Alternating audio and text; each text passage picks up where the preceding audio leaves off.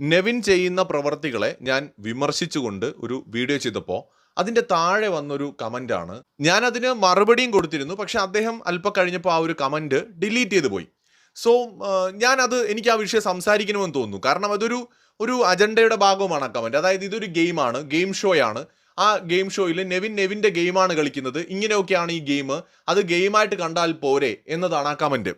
എനിക്കൊരൊറ്റ ചോദ്യമാണ് അങ്ങനെ പറയുന്നവരോട്, ഇതെല്ലാം വെറും ഒരു ഗെയിമാണെന്ന് പറയുന്നവരോട് ഒരൊറ്റ ചോദ്യമാണുള്ളത്.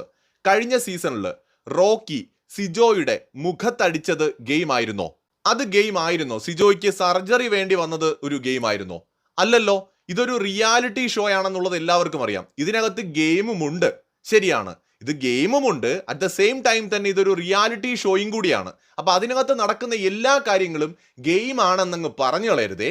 അങ്ങനെയാണെങ്കിൽ ആദ്യത്തെ സീസണിൽ ഉണ്ടായിരുന്ന കണ്ടസ്റ്റൻസിൽ പലരും പോലും എനിക്ക് തോന്നുന്നു ഇപ്പോഴും മിണ്ടാത്തവരുണ്ടാവും.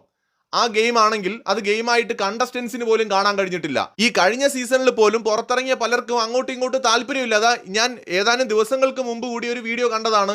ഒരു വശത്ത് ജിൻഡോ, മറുവശത്ത് സിജോ, സായി, ഇവരെല്ലാം തമ്മിൽ അടിയാണ്. ഇത് വെറും ഒരു ഗെയിം ആയിരുന്നെങ്കിൽ എന്തിനാണ് കഴിഞ്ഞ സീസണിലെ കണ്ടസ്റ്റൻസ് ഒക്കെ ഇപ്പോഴും പലതും പറഞ്ഞ് അങ്ങോട്ടും ഇങ്ങോട്ടും അടിയാവുന്നത്? എന്തിനാണ് തല്ലുകൂടുന്നത് സോഷ്യൽ മീഡിയയിൽ കടന്ന്? അപ്പൊ ഇത് വെറും ഒരു ഗെയിം അല്ല, മറിച്ച് ഇതൊരു റിയാലിറ്റി ഷോ കൂടിയാണെന്ന യാഥാർത്ഥ്യത്തെ ഒന്നും ആരും മൂടി വെക്കണ്ട. അപ്പോൾ ഒരു റിയാലിറ്റി ഷോയ്ക്കകത്ത് ഒരു വ്യക്തി ചെയ്യുന്ന എല്ലാ കാര്യങ്ങളും എങ്ങനെയാണ് ഗെയിം മാത്രമായിട്ട് കാണാൻ പറ്റുക? ബിഗ് ബോസ് തുടങ്ങുമ്പോൾ തന്നെ എഴുതി കാണിക്കും, അതിനകത്ത് കണ്ടസ്റ്റൻസോ അവതാരകനോ ഒന്നും പറയുന്നത് ബിഗ് ബോസിന്റെ താല്പര്യങ്ങളായിരിക്കില്ല, അല്ലെങ്കിൽ ബിഗ് ബോസിന്റെ അഭിപ്രായങ്ങളല്ല, അത് അവരുടേത് മാത്രമാണെന്ന് എഴുതി കാണിക്കാറുണ്ട് ബിഗ് ബോസിൽ പൊതുവെ. എന്തുകൊണ്ടാണ്? കണ്ടസ്റ്റൻസ് എന്ത് പറയണം, എന്ത് ചെയ്യണമെന്ന് തീരുമാനിക്കുന്ന ബിഗ് ബോസ് അല്ല. അതിന്റെ കാരണം അവിടെ ഒരു സ്ക്രിപ്റ്റ് ഇല്ല. നെവിൻ അനുമോളെടുത്ത് ചെയ്തുകൊണ്ടിരിക്കുന്ന പ്രവൃത്തി ബിഗ് ബോസ് പറഞ്ഞിട്ട് ചെയ്യുന്നതല്ല, അത് നെവിൻ സ്വയം ചെയ്തുകൊണ്ടിരിക്കുന്ന ഒരു കാര്യമാണ്, നെവിന്റെ ഇഷ്ടപ്രകാരം ചെയ്യുന്ന കാര്യമാണ്. ഞാൻ വീണ്ടും ആവർത്തിച്ചു പറയുന്നു, ഞാൻ ഒരു ഫേവറിറ്റിസവും ഈ കാര്യത്തിൽ കാണിക്കുന്നില്ല. അനുമോള് 100% പെർഫെക്റ്റ് ആണെന്ന ഒരു അഭിപ്രായവും എനിക്കില്ല. എന്നും മാത്രമല്ല, അനുമോളുടെ മറുപടികൾ, അനുമോളുടെ അഹങ്കാരം നിറഞ്ഞ പ്രതികരണങ്ങൾ, അതിനോടെല്ലാം കടുത്ത വിയോജിപ്പുമുണ്ട്.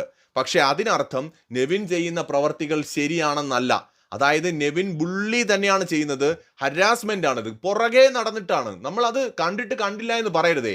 ഇപ്പൊ അനുമോളുടെ പുറകെ നടക്കുകയാണ്. ഇപ്പൊ കഴിഞ്ഞ സീസണിൽ റോക്കിയും സിജോയും തമ്മിൽ പ്രൊവോക്കിംഗ് ഗെയിം കളിച്ചുകൊണ്ടിരുന്നതാണ്. അങ്ങോട്ടും ഇങ്ങോട്ടും കളിച്ച് ഒരു ദിവസം അടി പൊട്ടി. അപ്പോഴാണ് നമ്മൾ അയ്യേ എന്നായി പോയത്.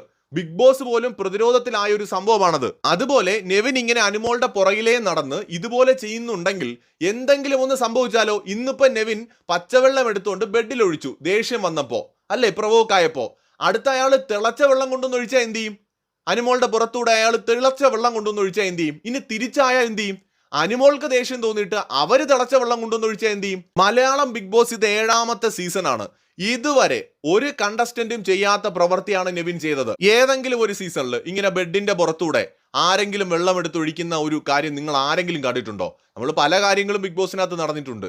അതുപോലെ ഇത് ആദ്യമായിട്ടാണ് നടക്കുന്നത്. അപ്പൊ അതുകൊണ്ട് നെവിന്റെ പ്രവർത്തികളെ ന്യായീകരിക്കേണ്ട. തിരിച്ച് ഈ നെവിൻ അനുമോൾ വിഷയം ഇങ്ങനെ മുന്നോട്ട് പോയാൽ അരുതാത്തതൊക്കെ സംഭവിക്കാനുള്ള സാധ്യത അവിടെ കാണുന്നുണ്ട്. ലൈവ് കണ്ട പ്രേക്ഷകർക്കറിയാം, അത്രത്തോളം അയാൾ ഇറിറ്റേറ്റ് ചെയ്തുകൊണ്ടിരിക്കുകയാണ് അനുമോളെ.